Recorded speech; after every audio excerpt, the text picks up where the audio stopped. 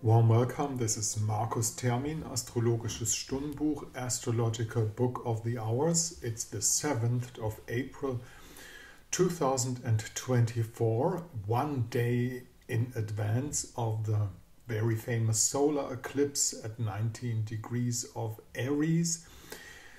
The moon is void. As I'm speaking right now, the moon is void.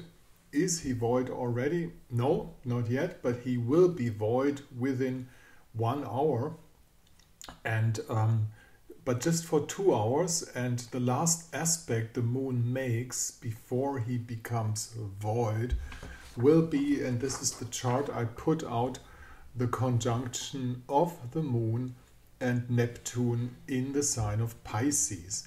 Now this is the Mother Mary aspect. This is where we can go out and get a deep contact.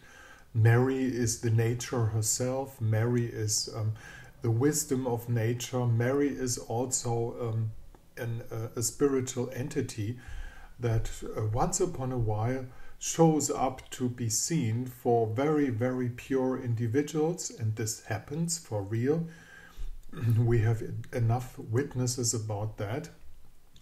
And this is the aspect for today. And then after 1:30, in kind of the middle of the day, after the middle of the day, the moon will change into his pole position to get into the new moon vibe, which is a solar eclipse at the same time. If we look at the following solar eclipse tomorrow, this is the chart to it. The most remarkable thing about the solar eclipse is the conjunction of the Sun and Chiron. There is no, let's say, disharmonic aspects besides that to go along with the solar eclipse. And the connection of Chiron and the Sun is always the question of healing the king or hurting the king at the same time. And who's the king?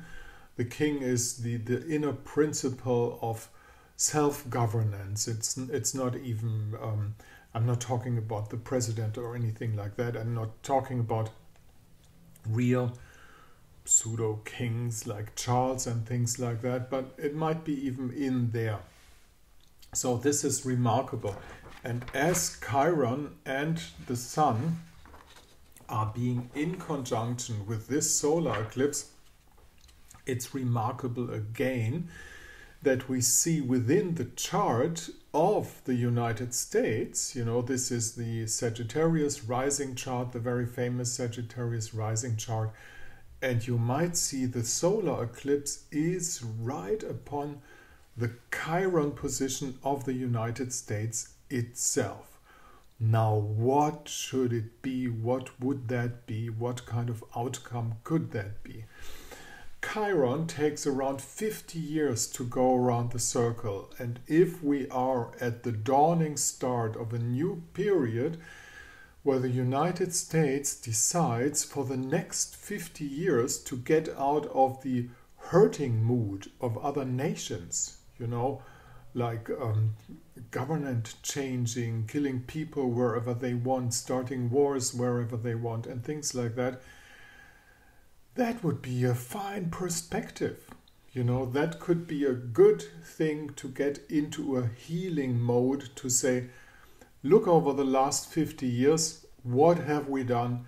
It might have been partially in good purpose, at least by the people who were involved, who were thinking they were doing the right thing, patriots, things like that, but now finally they could find out that they were misled and that the world is not happy about that, really, So this is a very important sun eclipse.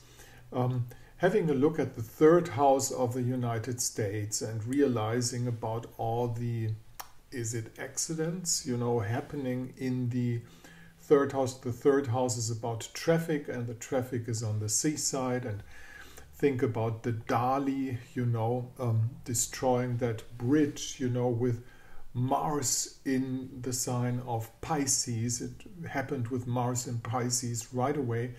There's a very significant chart about that. So that is interesting. Let's hope for Amfortas, you know, from Wolfram von Eschenbach, the Parsiva, you know, the healing king, the hurted king. That is the question that is out there.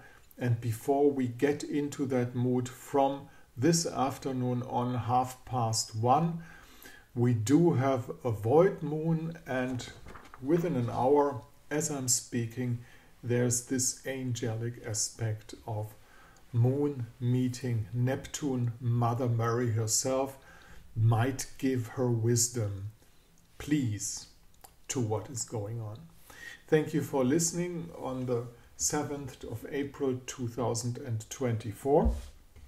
In case you would like to have a personal chart to see what this sun eclipse does to your chart, just get in contact with me using this mail address up there, and down at my blog site you'll find the condition for a consultation.